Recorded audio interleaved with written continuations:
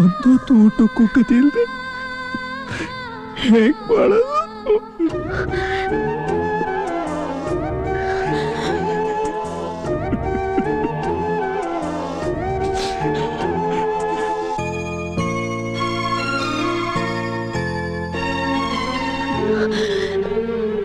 ಹೋಗಿದ್ದೆಲ್ಲ ಹೋಗ್ಲಿ, ಎಲ್ಲ ಮತ್ತೆ ಸಂಪಾದನೆ ಮಾಡೋಣ.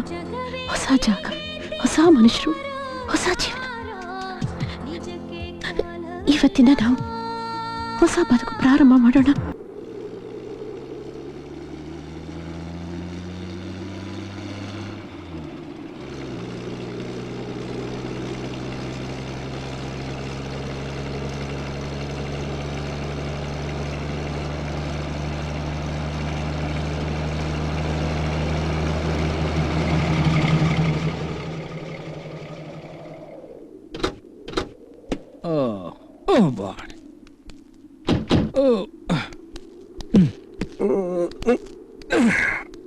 ಏ ದಾಸ, ನಿನಗ್ ಬರ್ಬೇಕಾಗಿರೋ ಇನ್ನು 5 ಲೋಡ್ ಇದೆಯಲ್ಲ, ಅದೆಲ್ಲ ಬಂದ ಮೇಲೆ ಮಾರ್ಬಿಟ್ಟು ನಿನ್ ಸಾಲ ಎಲ್ಲ ತೀರ್ಸ್ಕೊಂಡು ನಿನ್ ತಂಗಿರ್ ಮದುವೆ ಮಾಡಿ ಇದಂದೇ ಬಿಟ್ಬಿಡು. ಅಲ್ಲ ಕೃಷ್ಣ, ಅದೊಂದು ಅತಿ ಆಸೆ. ನೀನು ಬುದ್ಧಿ ಗೊತ್ತುಕೊಣೋ, ಅದಕ್ಕೆ ದಂಧೆ ಬಿಟ್ಬಿಡು ಅಂತ ಇದ್ದೀನಿ. ನಾನು ನಿನ್ ತಂಗಿರ್ ಮದುವೆಗೋಸ್ಕರ ಇಷ್ಟೊಂದು ರಿಸ್ಕ್ ತಗೋತಾ ಇದ್ದೀನಿ. ಆವಾಗ ನಿನ್ಗೆ ಹೆಲ್ಪ್ ಮಾಡೋದಕ್ಕೆ ನನ್ನ ಹತ್ರ ದುಡ್ಡು ಬೇಡವೇನಪ್ಪ? ಭೀಷ್ಮನ್ಗೆ ವಿಷಯ ಗೊತ್ತಿಲ್ಲ. ಭೀಷ್ಮನ್ಗೆ ಏನಾದ್ರು ಗೊತ್ತಾದ್ರೆ 3 ಅಡಿಗೆ 6 ಅಡಿ, ನಿನಗೊಂದು ನನಗೊಂದು ಸೈಡ್ ರೆಡಿ ಆಗ್ಬಿಡುತ್ತೆ. 2 ಟೀ, ಎನಕ್ಕೊಂದು ಚಕ್ರ ಜಾಸ್ತಿ ಆಟೋಣ ಪೋಡ್ರೆ. ಈ ದಂಧೆಯಲ್ಲಿ ಒಂದ್ ವೀಕ್ನೆಸ್ ಇದೆ. ದುಡ್ಡು ಬರೋದಕ್ ಶುರು ಆಗ್ಬಿಟ್ರೆ ಹಂದಿ ಹೇಸ್ಕ ಉಡ್ಕೊಂಡು ಹೋಗುತ್ತಲ್ಲ, ಹಾಗ ಹೋಗೋಕ್ ಶುರು ಆಗ್ಬಿಡ್ತಾರೆ. ನೀನು ಹಂಗ ಹೋಗ್ಬೇಡ. ನಿನಗೆ ರಾಜಕೀಯದಲ್ಲಿ ಒಳ್ಳೆ ಭವಿಷ್ಯ ಇದೆ. ಈ ಸಲ ಹೆಂಗಾದ್ರೂ ಎಲೆಕ್ಷನ್ ಅಲ್ಲಿ ನಿಂತ್ಬಿಡು. ಕೃಷ್ಣ ಇಲ್ಲೇ ಇದ್ದಾನೆ. ಬೇಗ ನಿಲ್ಸೋ.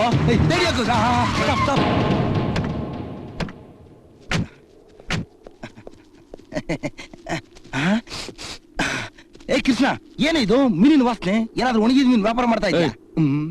ಅದ್ರ ಕೆಳಗೇನೆ ಇವನ್ ತಂಗಿ ವರದಕ್ಷಿಣೆ ಇರೋದು. ಏನಕ್ಕೆ ರಟ್ಟಿ? ನೀನ್ ಹುಡ್ಕೊಂಡು ಉಚ್ಚನಾಯ ತರ ಗಾಡಿ ಓಡಿಸ್ಕೊಂಡ್ಬಂದು ಪೊಲೀಸವ್ರವ್ರೆ ಹುಷಾರು.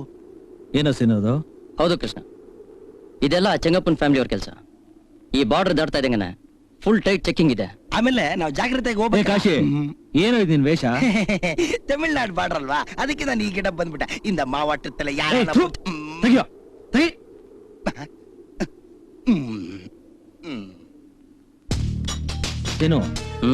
ಯಾರೋ ಅಲ್ಲಿ ಇನ್ಸ್ಪೆಕ್ಟರ್ ಹೊಸಬ ಅಂತೆ ಕೃಷ್ಣ. ಮನುಷ್ಯ ಸರಿ ಇಲ್ಲ. ಒಂದ್ಸರಿ ಅವನ ಕೈಗೆ ಸಿಗಾಕೊಂಬಿಟ್ರೆ ಎಸ್ಕೇಪ್ ಆಗೋ ಚಾನ್ಸಸ್ ಇಲ್ಲ. ಕೆಲ್ಸಕ್ಕೆ ಸೇರಿದ್ದೀನೇ ಸೀನಿಯರ್ ಆಫೀಸರ್ ಕಪಾಳ ಕೊಡ್ದು 6 ತಿಂಗಳು ಸಸ್ಪೆನ್ಷನ್ ಮುಗಿಸ್ಕೊಂಡು ಮತ್ತೆ ಇವತ್ತೇ ಡ್ಯೂಟಿಗೆ ಜಾಯ್ನ್ ಆಗ್ಯಾನ. ಈ ಕೃಷ್ಣನ್ ಮೈ ಮೇಲೆ ಕೈ ಇಟ್ರೆ ಆಮೇಲೆ ಅವನ ಮೈ ಮೇಲೆ ಕೈಯೇ ಇರಲ್ಲ. ಐಟಮ್ ಇದೆಯಾ? ಇದೆ. ಬೇಡ ಕೃಷ್ಣ, ಲಾರಿ ನಾನ್ ತಗೊಂಡೋಗ್ತೀನಿ, ಗಾಡಿ ನೀನ್ ಬಂದ್ಬಿಡು. ತೆಗಿಯೋ ಅಂದ್ರೆ ತೆಗಿಯೋ. ಇದಲ್ವೋ ಅದು? ಕೃಷ್ಣ, ಅಪ್ಪಾಜಿಗೆ ಗೊತ್ತಿಲ್ಲದಿರೋ ಸಮಾಚಾರ. ಏನಾದ್ರು ತೊಂದರೆ ಆದ್ರೆ ಲವ್ ತೆಗಿಯೋ. ನೋಡಿದ್ಯಾ? ಕೃಷ್ಣ, ಏಯ್, ನೀನ್ ಆ ಗಾಡಿಯಲ್ಲಿ ಬಾ ಹೋಗು. ಕೃಷ್ಣ, ನೀನೊಬ್ನೇ ಸಿಕ್ಕಾಕೊಂಡ್ರೆ ನಾನು ಒಬ್ಬನೇ ಹಾಕೋತೀನಿ. ಹೇಳ್ದಷ್ಟು ಮಾಡು, ನೀನ್ ಆ ಗಾಡಿಯಲ್ಲಿ ಬಾ. ಹಾಗೆ ಆ ಟೀ ಕಾಸು ಕೊಡು ಹೋಗ್. ಅಲ್ಲ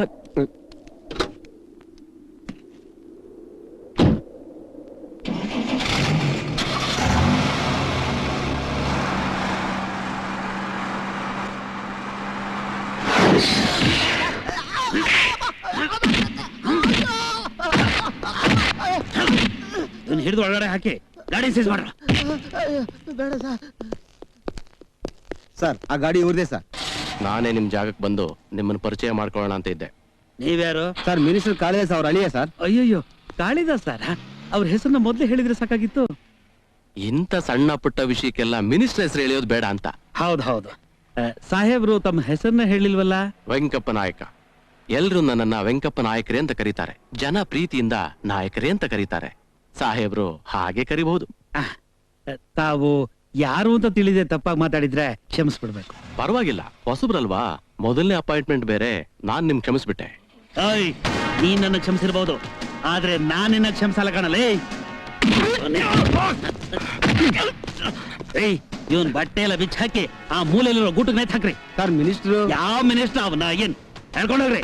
ನಡಿಯೋ ನಾನು. ಕೃಷ್ಣ, ಎಲ್ಲ ಹಾಳಾಗೋಯ್ತು. ಒಬ್ಬ ಸ್ಟ್ರಿಕ್ಟ್ ಆಫೀಸರ್ ಮಿನಿಸ್ಟರ್ ಹಳ್ಳಿಯ ನಾಯಕರನ್ನ ಚಡ್ಡಿ ನಿಲ್ಲಿಸ್ಬಿಡಿ ಅಂದ. ನಾಯಕರಿಗೆ ಈ ಗತಿ ಆದ್ರೆ ಈ ನಮ್ಗತಿ ಅಮ್ಮ.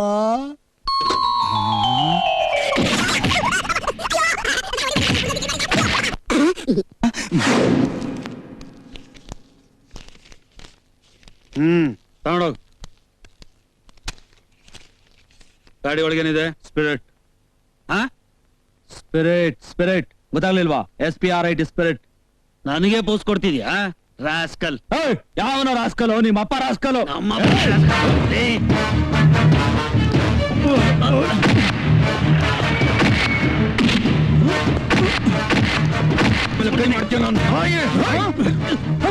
ಅಯ್ಯೋ ಕೃಷ್ಣ ಅವರ ಹೊಸಬ, ನೀವ್ ಯಾರು ಅಂತ ಗೊತ್ತಿಲ್ಲ ಅವನ್ಗೆ. ಫಸ್ಟಿಂಗು.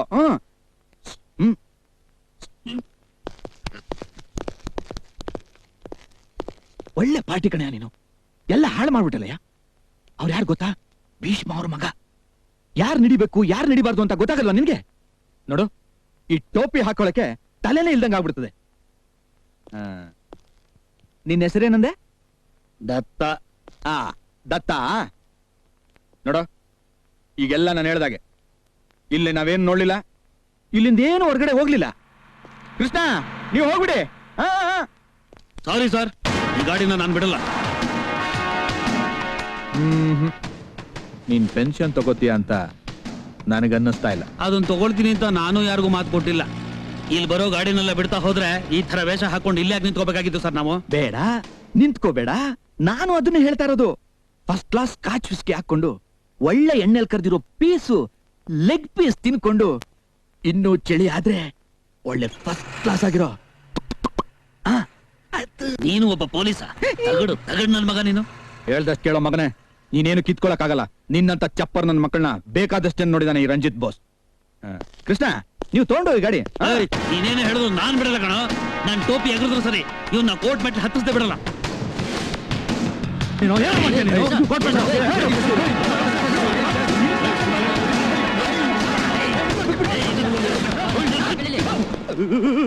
ಭೀಷ್ಮಾಜಿ,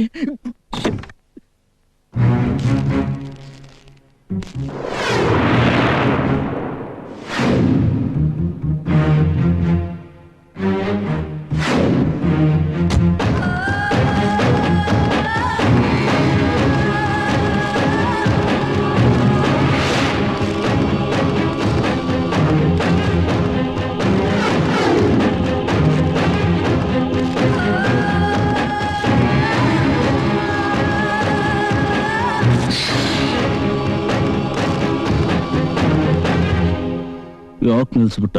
ಅದನ್ನೆಲ್ಲ ಕೇಳಕ್ ನೀವ್ಯಾರು? ಮಾತಾಡ್ಬಿಡ ಕಣಯ್ಯ. ನೀವ್ಯಾರು ಅಂತ ಅವ್ನಿಗೆ ಗೊತ್ತಿಲ್ಲ. ಹೇಳು.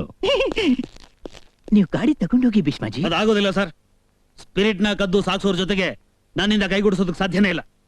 ಆ ದೇವರೇ ಬಂದು ಹೇಳಿದ್ರು ಸರಿಯೇ, ನ್ಯಾಯ ನೀತಿ ಧರ್ಮ ಬಿಟ್ಟು ಬೇರೆ ಯಾವ ಕೆಲಸನೂ ನಾನು ಮಾಡೋದಿಲ್ಲ. ನ್ಯಾಯ ನೀತಿ ಧರ್ಮ ಅಂತ ಚೆನ್ನಾಗಿ ಹೋದ್ಮೇಲೆ ವೇದಾಂತ ಅಂತೆ ವೇದಾಂತ ಮುಚ್ಕೊಂಡಿರ. ಬಾಸ್, ಸಾಹೇಬ್ರ ಹೆಸರೇನು? ದತ್ತ. ಮಿಸ್ಟರ್ ದತ್ತ, ನಿನಗೆ ಬೇಕಾಗಿರೋದು ಈ ಸ್ಪಿರಿಟ್ ಲಾರಿ ತಾನೆ? 25, ಒಂದು 50, 75 ಲಕ್ಷ ನಾನು ಸಹಿಸ್ಕೋತೀನಿ. ಅದರಿಂದ ಈ ಭೀಷ್ಮ ಹಾಳಾಗೋದಿಲ್ಲ. ಈ ಒಂದು ಲಾರಿಯಿಂದ ನಿನ್ ದೇಶನ ಉದ್ಧಾರ ಮಾಡ್ತೀನಿ ಅನ್ನೋದಾದ್ರೆ ತಪ್ಪು. ನಿನ್ನಂತ ಅನ್ಕೊಂಡ್ರೆ ನಂಗೆ ಬಹಳ ಇಷ್ಟ. ನಿನ್ನ ಕೆಲ್ಸಕ್ಕೂ ಪ್ರಾಣಕ್ಕೂ ನಾನ್ ಕಾವಲು. ರಂಜಿತ್, ಅಯ್ಯ, ಕೇಳಿಸ್ಕೊಂಡೆ ತಾನೆ? ಬನ್ರೋ.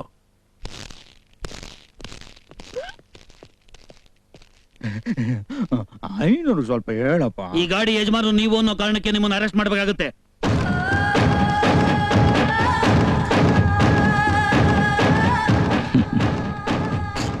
ನಿನಗೆ ನನ್ನ ಮಗನ ವಯಸ್ಸು ದತ್ತ, ಮೊಳಕೆಯಲ್ಲೇ ಬಾಡೋಗ್ಬೇಡ. ಮಿಸ್ಟರ್ ನಿಲ್ಲು. ಭೀಷ್ಮ ಕಣೋ.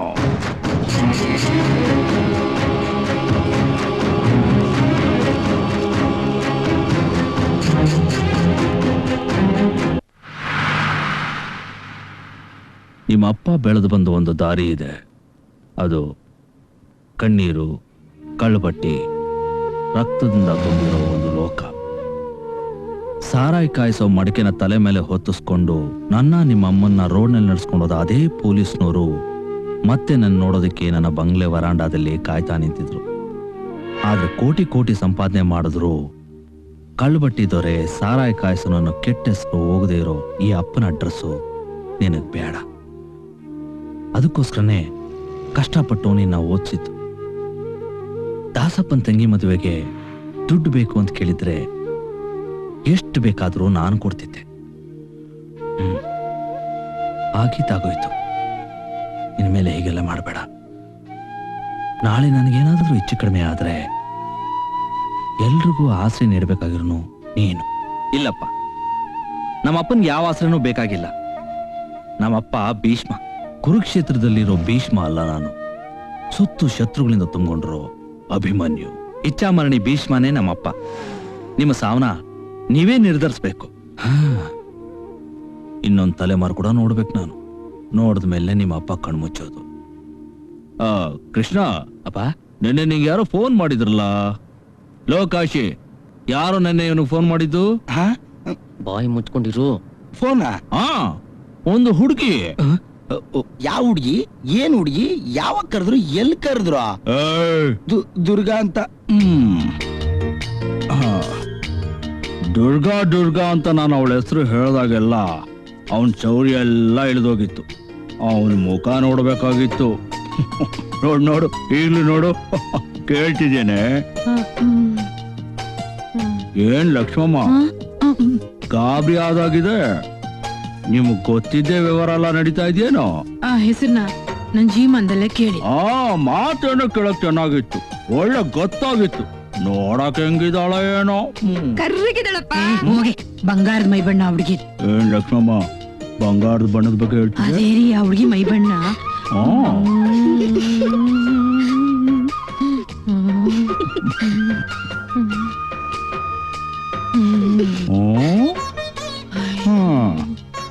ಕಳ್ಳಿ, ಹಾಗಾದ್ರೆ ನೋಡಿದ್ಯಾ ಅಂತ ಆಯ್ತು. ಒಂದೇ ಒಂದ್ಸಲ ದೇವಸ್ಥಾನಕ್ಕೆ ಹೋಗಿ ಬರುವಾಗ. ಅವಳು ಆರ್ಡಿಯೋ ಅಲ್ಲ? ಹೌದು ಹೌದು. ಕೃಷ್ಣ, ಒಂದ್ ಸಿಗರೇಟ್ ಕೊಡು. ಅಯ್ಯೋ, ನೀವೆಂತ ಅಪ್ಪರಿ, ಮಗನ ಹತ್ರನೇ ಸಿಗರೇಟ್ ಕೇಳೋದ? ಅದ್ರಲ್ಲೇನೆ ತಪ್ಪು. ನೀನ್ ಕೊಡ.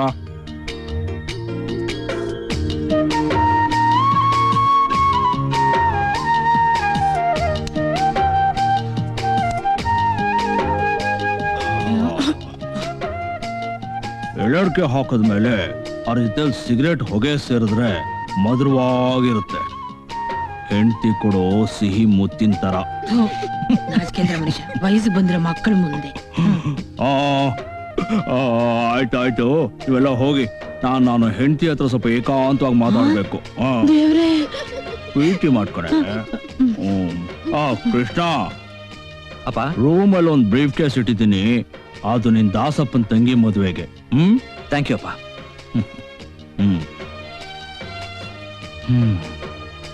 ಏ ಲಕ್ಷ್ಮಿ, ಸಮಯ ಸಿಕ್ತಾಗ ಅವಳೊಂದ್ಸಲ ಕರ್ಕೊಂಬರಕ್ ಹೇಳು. ನೀನ್ ಅವಳ ಬಗ್ಗೆ ಹೇಳ್ದಾಗ್ನಿಂದ ನೋಡ್ಬೇಕು ಅಂತ ತುಂಬಾ ಆಸೆ ಆಗ್ಬಿಟ್ಟಿದೆ. ಕರ್ಕೊಂಬರಕ್ ಹೋಗ ನೀನು ಅವನ ಜೊತೆಲಿ ಹೋಗು.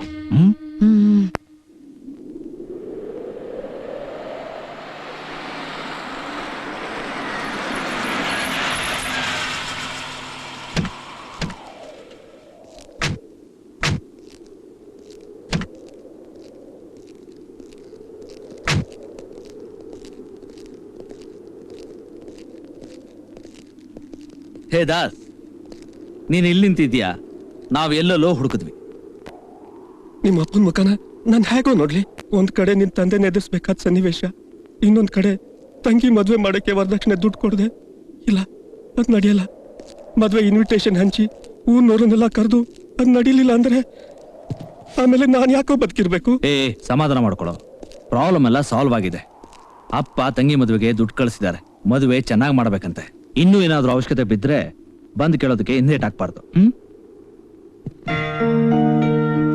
ಹೌದು, ನಾನ್ ರಾಜಕೀಯ ಮನ್ಸಲ್ಲೊಂದು ಹೊರಗೊಂದು ತೋರ್ಸೋನು. ಆದ್ರೆ ಇದನ್ ಮಾತ್ರ ನನ್ ಜೀವನ ಪೂರ್ತಿ ಮರೆಯಕ್ಕಾಗಲ್ಲ. ಏನು ದಾಸ ಇದು? ಹಳ್ಳಿ ಬಿಡು ಕೃಷ್ಣ, ಒಳಗಡೆ ಇರೋ ನೋವೆಲ್ಲ ಉರಿದು ಬೂದಿ ಆಗ್ಲಿ. ನಿನಗೆ ನಾವೆಲ್ಲ ಇದ್ದೀವಲ್ಲ. ಈ ಋಣ ತೀರ್ಸ್ಕೊಳಕ್ಕೆ ಕೊನೆದಾಗಿ ಉಳಿದಿರೋದು ಈ ಪ್ರಾಣ ಮಾತ್ರ. ಯಾವಾಗ ಕೇಳೋದು ಅದನ್ನ ನಿನಗಾಗಿ ಕೊಡ್ತೀನಿ. ಅದೇ ತರ ನಮ್ ಪ್ರಾಣನ್ ಕೇಳ್ದರೆ ಸರಿ. ನಾವೆಲ್ಲ ಅರ್ಜೆಂಟ್ ಆಗಿ ಒಂದ್ ಜಾಗಕ್ಕೆ ಹೋಗ್ಬೇಕು, ಬೇಗ ನಡಿ. ಓ, ದುರ್ಗಾ ಬಂದಿದ್ದಾರಾ? ಇಷ್ಟೆಲ್ಲ ಹೇಳದ್ಮೇಲೆ ಇನ್ನೂ ಅರ್ಥ ಆಗ್ಲಿಲ್ವಾ? ಕೃಷ್ಣ ಬಾಮ್ಮ, ಬೇಗ ಹೋಗೋಣ, ಲೇಟ್ ಆಯ್ತು.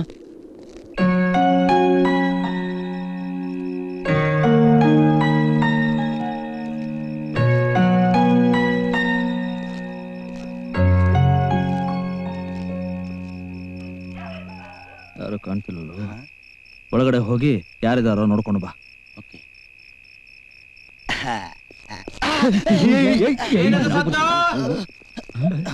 ಓಲ್ಡ್ ಫಿಗರ್ ಇನ್ನೂ ಮಲಗಿಲ್ಲ ಅಂತ ಕಾಣತ್ತೆ. ಯಾರಲ್ಲಿ? ಯಾರಿಲ್ಲ ತಾತ, ಇಲ್ಲೇ ಇರೋ ಲೋಕಲ್ ನಾಯಿ. ಪಾರ್ವತಿ, ನಾಯಿ ಯಾಕೆ ಬಡ್ಕೋತಾ ಇದೆ? ಅದೇನಂತ ಸ್ವಲ್ಪ ನೋಡಮ್ಮ. ಹೋಗ್ ನನ್ ಮಗನ.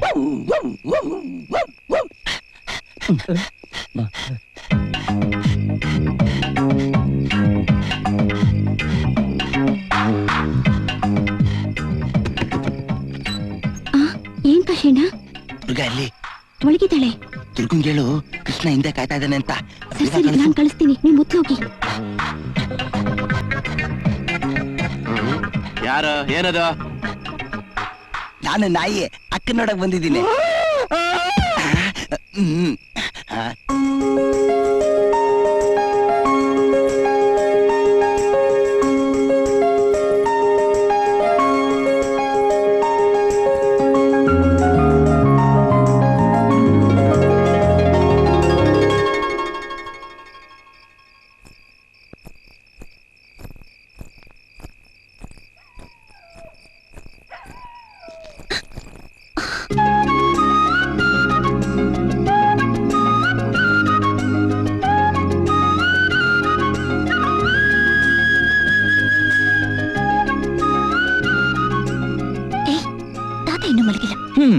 ಈ ಲೋಕ ಪೂರ್ತಿ ಎದ್ದಿರ್ಲಿ, ನನಗೇನು. ನಾನು ಬಂದಿರೋದು ನನ್ನ ಹುಡುಗಿನ ನೋಡೋದಕ್ಕೆ. ಓಹೋ, ಬಹಳ ಪ್ರೀತಿ ಇರೋ ಮನುಷ್ಯ. ನೀನ್ ಹೇಗಿದೀಯ ಅಂತ ವಿಚಾರಿಸಿ ಫೋನ್ ಮಾಡಿ ಎಷ್ಟು ದಿವಸ ಆಯ್ತು? ನನ್ನ ಮನಸ್ಸಲ್ಲಿ, ನನ್ನ ಹೃದಯದಲ್ಲಿ, ನನ್ನ ಉಸಿರಲ್ಲಿ ನೀನೇ ಇದೆಯಾ. ಆದ್ರೆ ಮನೆಯಲ್ಲಿ ಮದುವೆ ಮಾಡ್ಬೇಕು ಅಂತ ಸಡಗರ ನಡೀತಾ ಇದೆ. ಹೌದಾ? ಸರಿ ಸರಿ. ಕೇಳಿದಷ್ಟು ದುಡ್ಡು, ಫಾರಿನ್ ಹೋಗೋದಕ್ಕೆ ವೀಸಾ, ಏನ್ ಕೇಳಿದ್ರೆ ಅದು. ಸ್ವಲ್ಪ ಚೆನ್ನಾಗಿರೋ ಹುಡುಗಿರ್ ನೋಡಿದಾಗ ನನ್ ಮನಸ್ಸು ಕದಲ್ದೇ ಇರ್ಲಿಲ್ಲ. ಆಮೇಲೆ ಸಿಮೆಂಟ್ ಹಾಕಿ ಸ್ಟ್ರಾಂಗ್ ಮಾಡ್ಬಿಟ್ರಾ? ನನಗೋಸ್ಕರನೇ ಕಾಯ್ತಾ ಇರೋ ಹುಡುಗಿಗೆ ಮಾತು ಕೊಟ್ಬಿಟ್ಟಿದ್ದೀನಲ್ಲ. ಥ್ಯಾಂಕ್ಸ್. ಯಾಕೆ? ಈ ಪ್ರಾರಬ್ಧಗಳನ್ನ ಇನ್ನೂ ಸಹಿಸ್ಕೊತಿದ್ಯಲ್ಲ, ಅದಕ್ಕೆ. ಓಹೋ, ಈ ಸ್ಪಿರಿಟ್ ಗಳನ್ನ ಜಂಬ ನೋಡು. ನಿನಗೆ ಗೊತ್ತಾಯ್ತು? ಈ ಜಿಲ್ಲೆಲಿ ಏನ್ ನಡೆದ್ರು ನಂಗೆ ಗೊತ್ತಾಗುತ್ತೆ. ಅದರಲ್ಲಿ ಈ ವಿಷಯ ಹೇಗ್ ಗೊತ್ತಾಯ್ತು? ಅಣ್ಣನ್ ಸಾಹಸದ ಕಥೆನ ತಂಗಿ ಹೇಳಿದ್ಲು. ಓ, ಅವಳ ಮನೆಗೆ ಹೋಗಿ ನೋಡ್ಕೊತೀನಿ. ಬೇಡದಿರೋ ಕೆಲಸ ಮಾಡಿದ್ದು ಅಲ್ದೆ ಅವಳನ್ನ ಯಾಕೆ ಬೈತೀರಾ? ನೋಡಿ, ಇನ್ಮೇಲೆ ಈ ತರ ತರಲೆ ಕೆಲಸ ಮಾಡಿದ್ರೆ ಹಿಡಿದು ನಿನ್ನ ಜೈಲ್ಗೆ ಹಾಕ್ತೀನಿ. ಆಡಿಯೋ ಅಂತೂ ಮುಖ ನೋಡಲ್ಲ, ಒಂದಿಟ್ಟೆ ಅಂದ್ರೆ. ಮಿಸ್ಟರ್ ಕೃಷ್ಣ, ಸ್ವಲ್ಪ ಹುಷಾರಾಗಿ ಮಾತಾಡು. ಆ? ಈ ದುರ್ಗ ಈಗ RDO ಅಲ್ಲ, ಜಿಲ್ಲಾಧಿಕಾರಿ. ಹೇಗ್ ಸಾಧಿಸ್ತೆ? ಅದೇಗ್ ಸಾಧ್ಯ ಆಯ್ತು? ವಿಧಾನಸಭೆಯಲ್ಲಿ ತೀರ್ಮಾನ ಆದಾಗ ನನಗೆ ಈ ವಿಷಯ ಗೊತ್ತಾಯ್ತು. ತಕ್ಷಣ ನಿಂಗೆ ತಿಳಿಸ್ಬೇಕು ಅಂತ 1000 ಸಲ ಫೋನ್ ಮಾಡ್ದೆ. ಎಲ್ಲಾಗತ್ತೆ?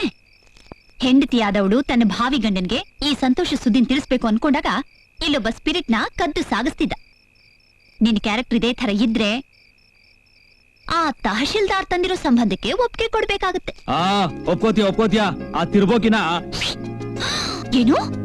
ಅವನು ತಿರ್ಬೋಕಿನ? ದೊಡ್ಡ ಜಮೀನ್ದಾರ, ಕಿಸ್ಬೈದಾಸ, ಕಣಜ ತುಂಬಾ ಕಿತ್ತ, ನೋಡೋಕೆ ಎಂತ ಹ್ಯಾಂಡ್ಸಮ್ ಗೊತ್ತಾ? ಎಲ್ಲ ಸೆಟಪ್. ಹೌದು ರೀ, ಕೃಷ್ಣನ್ ತಂದೆ ತರ ಸಾರಾಯಿದೋರೆ ಅಲ್ಲ, ಮತ್ತೆ ಜಮೀನ್ದಾರ ತಂದೆ ದೊಡ್ಡ ಕ್ವಾರಿ ಓನರ್.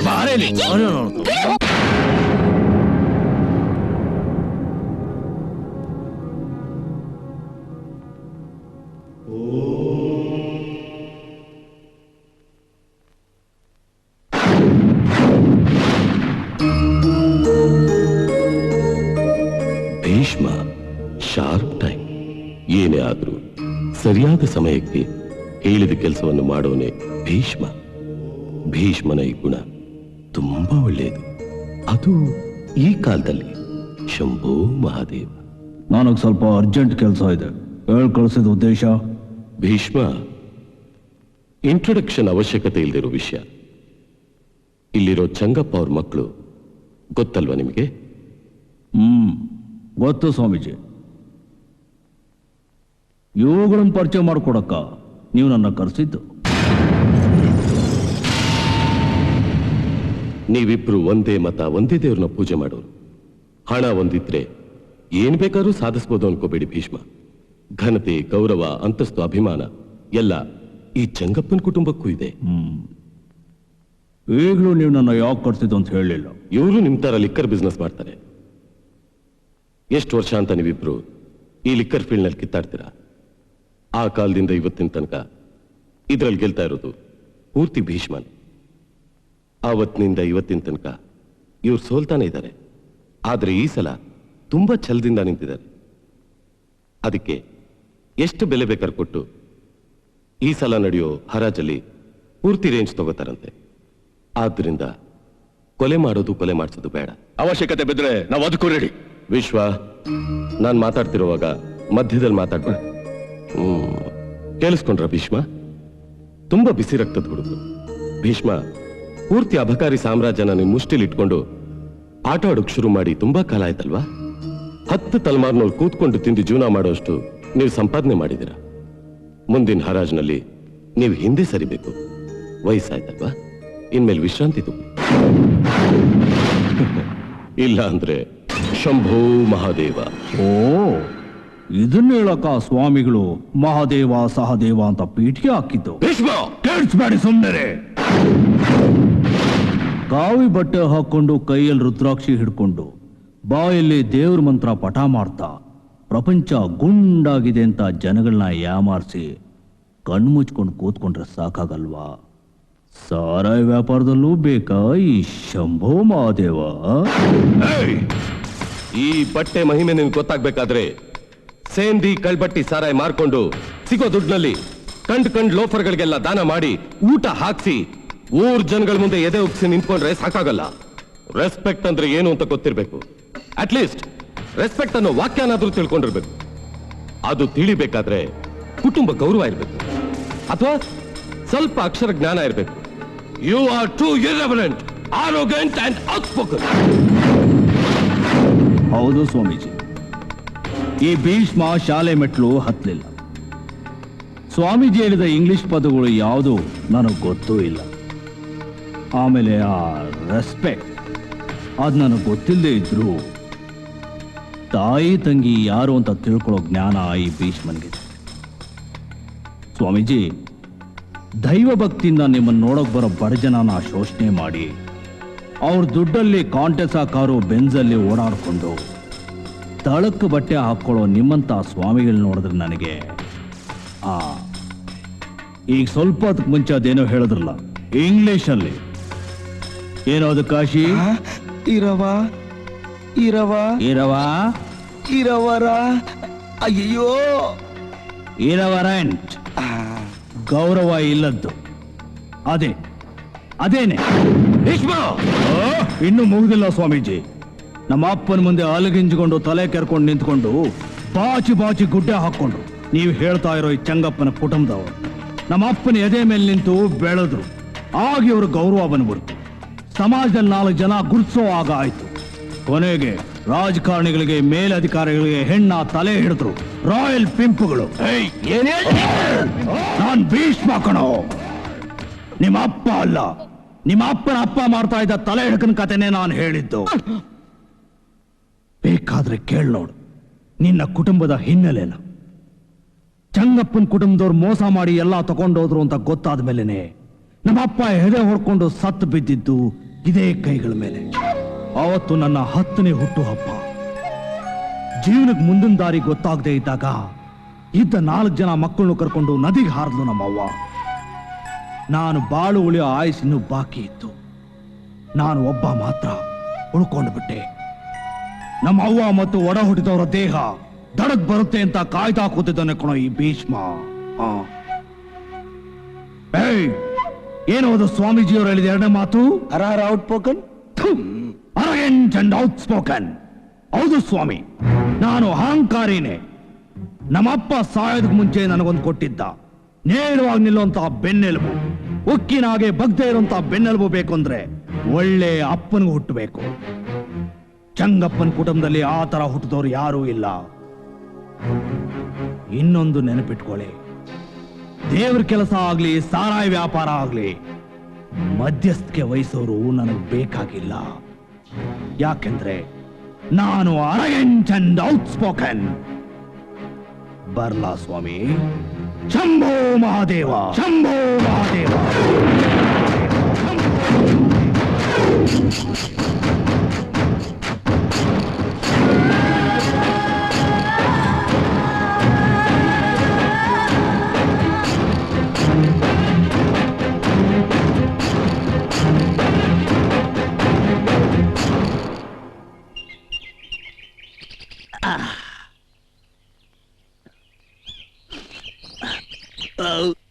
ಅಣ್ಣ, ಗುಂಡಾಗ್ ಮಾತಾಡ್ತಿದ್ದೀನಿ ಅಂತ ತಪ್ಪು ತಿಳ್ಕೊಬೇಡಿ.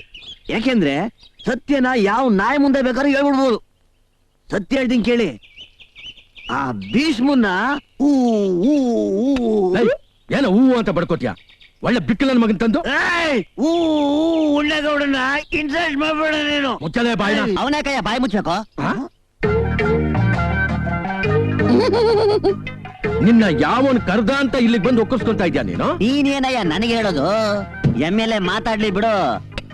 ಅವ್ರವ್ರ ವಿಷಯನ ಅವ್ರು ಯಾವಾಗ ಬೇಕಾದ್ರೂ ಹೆಂಗ್ ಬೇಕಾದ್ರೂ ಹೇಳ್ಕೋಬಹುದು. ಕರೆಕ್ಟ್. 1974 ಅಲ್ಲಿ ಬಿಲ್ಲೇಪುರದಲ್ಲಿ ಬೀದ ಅಂತ ಕಡ್ಲೆಕಾಯಿ ಬೀದ ಮಾಡ್ತಿದ್ದಾಗ ನನಗೆ ನಂದೇ ಆದಂತ ವ್ಯಾಲ್ಯೂ ಇತ್ತು. ಹೌದೌದು.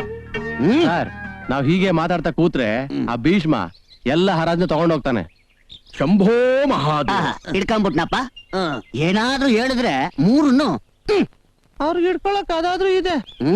ಉಣ್ಣೇಗೌಡ, ನಿಮ್ ಮಿನಿಸ್ಟ್ರು ನೀನು ಮಾತ್ ಕೊಟ್ರೇನೆ ಈ ಸಲ ನಾವು ಹರಾಜ್ಕೋಬಹುದು. ಉಣ್ಣೇಗೌಡ ಒಪ್ಕೊಂಡಾಯ್ತು. ಈಗ ವಿಧಾನಸಭೆಯಲ್ಲಿ ನಮ್ ಪಾರ್ಟಿಯಿಂದ ಇರೋರು ನಾವಿಬ್ರೆ. ಮುಂದೆ ಬರೋ ಎಲೆಕ್ಷನ್ ಅಲ್ಲಿ ನಾವು ಗೆಲ್ಬೇಕು ಅಂದ್ರೆ ಹಣ ಬೇಕು, ಇಲ್ಲ ಜನ ಬೆಂಬಲ ಬೇಕು. ಜನ ಬೆಂಬಲ ಅಂತೂ ಎಣ್ಣೆಗಳು ನಮ್ಗೆ ಸಿಗಲ್ಲ. ಇನ್ನು ಹಣ ಬೇಕೇ ಬೇಕು. ಹಣ ಬೇಕು ಅಂದ್ರೆ ನೀವು ನಮ್ ಜೊತೆಗೆ ಇರ್ಬೇಕು. ದುಡ್ಡನ್ನ ನಾವು ಕೊಡ್ತೀವಿ, ಆಯ್ತು. ಆದ್ರೆ ಆ ಭೀಷ್ಮನ ಪಕ್ಕಕ್ಕೆ ತಳ್ಳಿ ಆ ಏರಿಯಾ ನಮ್ಗೆ ಸಿಗೋ ಹಾಗೆ ಮಾಡ್ಬೇಕು. ಉಣ್ಣೇಗೌಡ ಒಪ್ಕೊಂಡವ್ರೆ ಅಂತ ಹೇಳಿದಾಯ್ತಲ್ಲ. 1974 ಅಲ್ಲಿ ಬಿಲ್ಲೇಪುರ ಜಂಕ್ಷನ್. ಮುಚ್ಚ. ಬಿಲ್ಲೇಪುರದ ಜಂಕ್ಷನ್ ಅಲ್ಲಿ ಉಣ್ಣಕ್ಕೂ ಹಾಕೊಳ್ಳೋಕ್ಕೂ ಬಟ್ಟೆ ಇಲ್ಲದೆ ಓಡಾಡ್ತಾ ಇದ್ದಿದ್ದು ಊರವ್ರಿಗೆಲ್ಲಾಗತ್ತು. ಮುಚ್ಚ. ಈಗಲೂ ಅಂತ ವ್ಯತ್ಯಾಸ ಏನು ಇಲ್ಲ. ಹಳೇದಿನ್ನೆಲ್ಲ ಮರೀದೇ ಇರೋನೆ ಈ ಕಳ್ಳೆಕಾಯಿ ವಾಸು. ನನಗೇನು ಇಲ್ಲ ಅಂತ ಊರ್ನವ್ರು ತಿಳ್ಕೊಬಾರ್ದು ನೋಡು.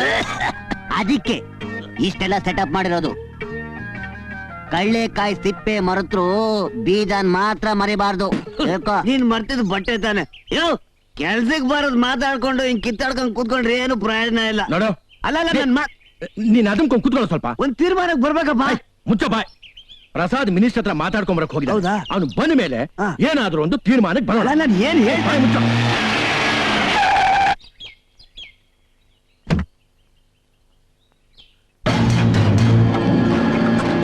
ನೋಡ್ರು ಮಾತೇ ಮುಗ್ದಿಲ್ಲ ಅಷ್ಟ್ರಲ್ಲಿ ಬಂದ್ಬಿಟ್ಟ.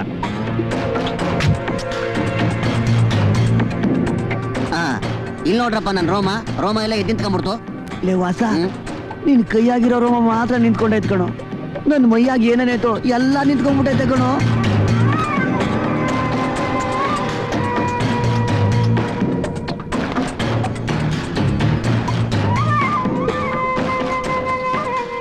ಪ್ರಸಾದ್ ಓದ್ ಕೆಲ್ಸ ಏನಾಯ್ತು? ನೋಡ್ತಿಂಗಪ್ಪ, ನಾವೆಲ್ಲರೂ ಸೇರಿ ಒಂದು ಒಳ್ಳೆ ಆಟ ಆಡಬೇಕು. ಅಬಕಾರಿ ಸಾಮ್ರಾಜ್ಯದಲ್ಲಿ ಕಿರೀಟನ ಇಲ್ಲದೆ ರಾಜನಾಗಿ ಮೆರಿತಾ ಇರೋ ಭೀಷ್ಮನ್ನ ಕೆಳಗ್ ಬೀಳ್ಸೋ ಆಟ.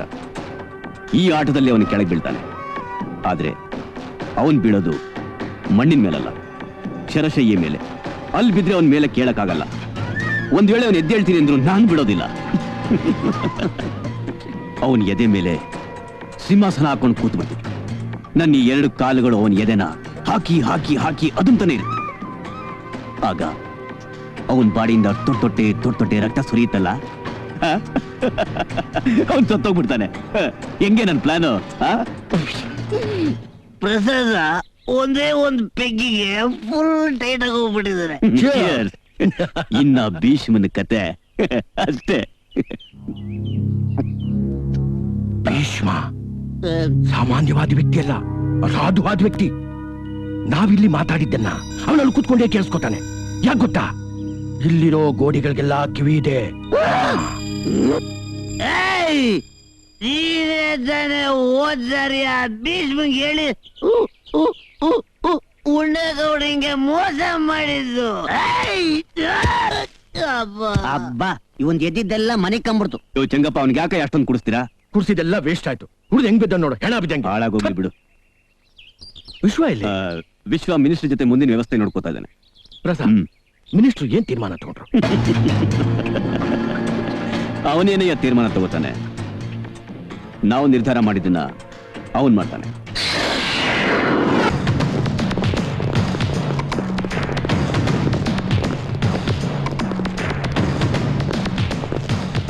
ಯಾರು ನೀವು? ಇನ್ಕಮ್ ಟ್ಯಾಕ್ಸ್ ಆಫೀಸಿಂದ ಬಂದಿದ್ದೀವಿ. ನಿಮ್ ಮನೆನ ರೈಡ್ ಮಾಡ್ಬೇಕು. ರೈಡಾ? ಇಷ್ಟೊತ್ತು ರಾತ್ರಿ ಯಾಕೆ? ಯಾಕೆ ಅಂತ ಹೇಳೋ ಅವಶ್ಯಕತೆ ನನಗಿಲ್ಲ. ಕೈ ತೆಗಿರಿ ಮಿಸ್ಟರ್. ಇಲ್ಲದೆ ಹೋದ್ರೆ ನೀನೇನು ಮಾಡಕ್ಕಾಗಲ್ಲ. ನೀನ್ ಹೇಗ್ ಬಂದು ಹಾಗೆ ವಾಪಸ್ ಹೋಗ್ಬೇಕಾದ್ರೂ ಅದನ್ನು ನಾವೇ ನಿರ್ಧಾರ ಮಾಡ್ಬೇಕು. ರೈ ಮಿಸ್ಟರ್, ಈ ಗಾಂಚಾಲಿ ಎಲ್ಲ ನನ್ನ ಹತ್ರ ನಡೆಯಲ್ಲ. ನಾನು ಯಾರು ಅಂತ ನಿಮಗೆ ಗೊತ್ತಿಲ್ಲ ಅಂತ ಕಾಣುತ್ತೆ. ಸರ್, ಈ ಕಮಿಷನರ್ ಯಾರು ಅಂತ ಚೆನ್ನಾಗ್ ಗೊತ್ತು.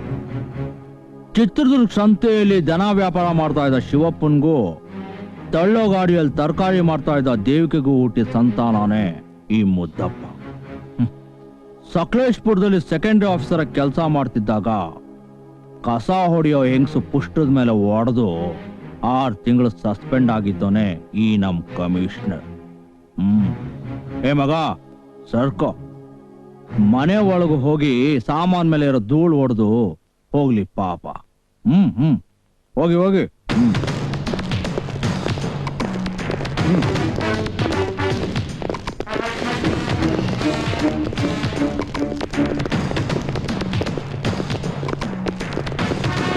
ನೀವೆಲ್ಲ ಅಲ್ಲಿ ಸರ್ಚ್ ಮಾಡಿ. ಸರ್ ಬನ್ನಿ ಸರ್. ಇದ್ರೊಳಗಡೆ ಚೆಕ್ ಮಾಡಿ. ನೀವು ಆ ಕಡೆ ನೋಡಿ. ಹೌದು, ಹೋಗ್ರಮ್ಮ, ಹೊರಗಡೆ ಹೋಗಿ ಹೋಗಿ ಹೋಗಿ. ಯಾರಪ್ಪ ನೀವೆಲ್ಲ? ಯಾರು? ಮುದ್ಕೆ ಹೊರಗಡೆ ಹೋಗು.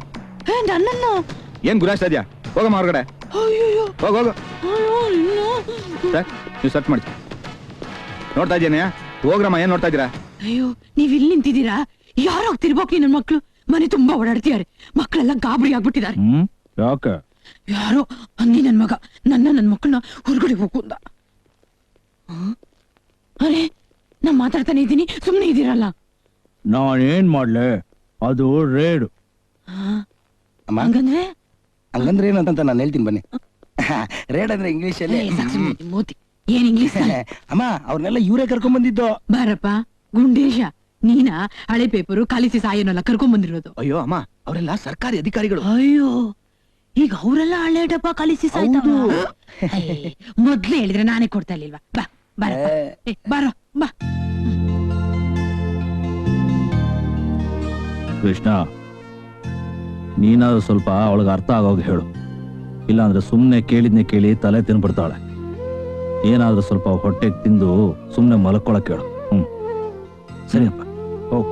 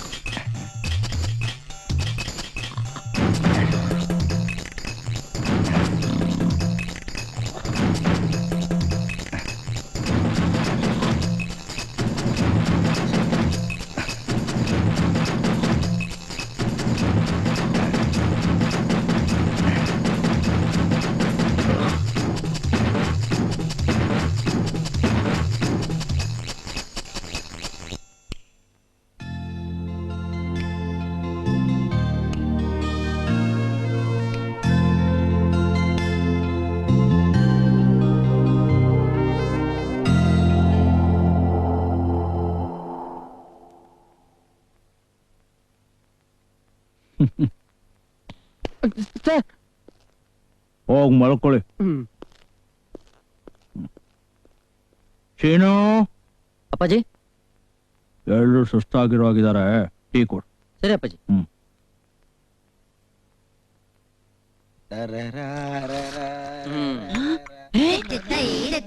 ಯಾರಿಗೂ ಇಷ್ಟುಂಟಿ? ಆಫೀಸರ್ಸ್ ನನ್ ಮಕ್ಳಿಗೆ ಅದು ಬೇರೆ ಕೇಳು ಬಾ.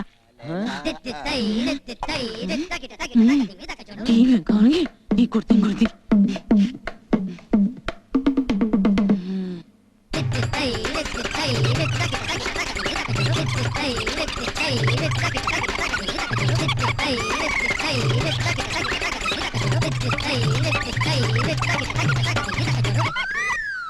ಅಮ್ಮ ತಗೊಂಡೋಗಿ ತಗೊಂಡೋಗಿ. ಏನಮ್ಮ ಇದು? ವಿಮ್ಮು. ನನ್ ಮಕ್ಕಳ ರೂಮಿಂದ ಹೊರಗಡೆ ಹಾಕಿ ನಿದ್ದೆ ಹಾಳು ಮಾಡಿದಕ್ಕೆ ಭೀಷ್ಮನ್ ಮನೆ ಬಂದಿದ್ ನೆನ್ಪು ಅವ್ರ ಜೀವನ ಪೂರ್ತಿ ಇರ್ಬೇಕು. ತಗೊಂಡೋಗಿ. ಮುಖ್ಯವಾಗ ಗುಂಡೇಶನ್ ಕೊಡು. ಇದು ಯಾರು ಬರೆದ ಹಲೋ, ಎಕ್ಸ್ಕ್ಯೂಸ್ ಮೀ, ತಗೊಳ್ಳಿ.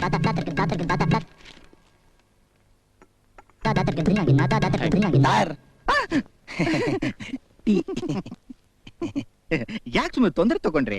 ಅಮ್ಮೋರು ಪ್ರೀತಿಯಿಂದ ಮಾಡ್ಕೊಟ್ಟಿರೋದ. ತಗೊಳ್ಳಿ. ಟೀ ಒಳಗೋದ್ಮೇಲೆ ಕೆಳಗೆ ಏನೇನು ಹೋಗುತ್ತೋ ಅದೇವ್ರಿಗೆ ಗೊತ್ತು. ಹೋಗ್ತಾ ಹೋಗ್ತಾ ನಿನಗೆ ಗೊತ್ತಾಗುತ್ತೆ. ನಾನು ಏನು ಹೇಳೋದ್ ಬೇಡ, ಗೊತ್ತಾಗೋಷ್ಟಲ್ಲಿ ಇವ್ನು ಡಿಕ್ಕಿ ಡೈನಾಮಿಟ್ ಇಟ್ಟಂಗೆ ಬ್ಲಾಸ್ಟ್ ಆಗಿರುತ್ತೆ. ಹಲೋ, ಎಕ್ಸ್ಕ್ಯೂಸ್ ಮೀ, ಟೀ ತಗೊಳ್ಳಿ.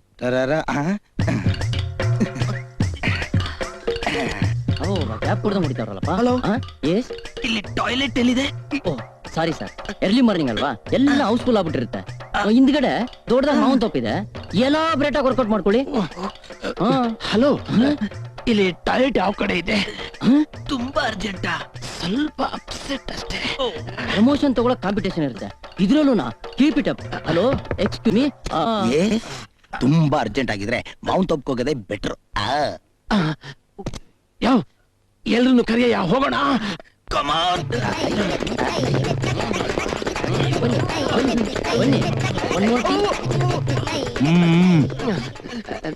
ಏನ್ ಸಿಕ್ತು?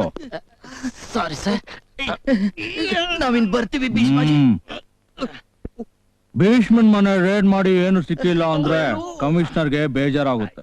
ನೀವ್ ಇಲ್ಲಿಂದ ಏನಾದ್ರು ತಗೊಂಡು ಹೋಗ್ಲೇಬೇಕು, ಇಲ್ಲ ಅಂದ್ರೆ ಯಾರೋ ಜೀವಂತವಾಗಿ ಹೋಗಲ್ಲ. ನಮ್ ಸಿಚುಯೇಷನ್ ಅರ್ಥ ಮಾಡ್ಕೋತಾ ಇಲ್ಲ. ಪರಿಸ್ಥಿತಿ ಕೊಟ್ಟೋಗ್ಬಿಟ್ಟೈತೆ, ಉಸಿರೇ ಆಡಕ್ಕಾಗ್ತಾ ಇಲ್ಲ.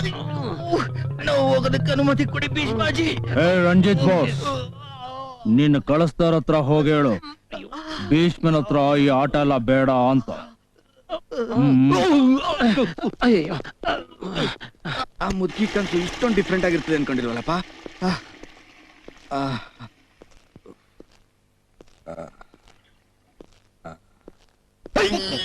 Excuse me. ನಾನು ಆಗ್ಲಿಂದ ನೋಡ್ತಾನೆ ಇದ್ದೀನಿ. ಹೋಗ್ತೀಯಾ ಬರ್ತೀಯಾ ಅಲ್ಲ ಬಾತ್ರೂಮ್ ಏನಾದ್ರು ಬೆಡ್ರೂಮ್ ಮಾಡ್ಕೊಂಡ್ಬಿಟ್ಟಿದ್ದೇನೆಯಾ? ಅದು ಕಡೆ ನನ್ನ ಕಿಶ್ ಅಂತ ಓಪನ್ ಆಗ್ಬಿಟ್ಟೈತೆ. ಅದ್ರಲ್ಲಿ ನನ್ ಕಷ್ಟ ನನಗಾರಿ ಇವಂದ್ ಬೇರೆ.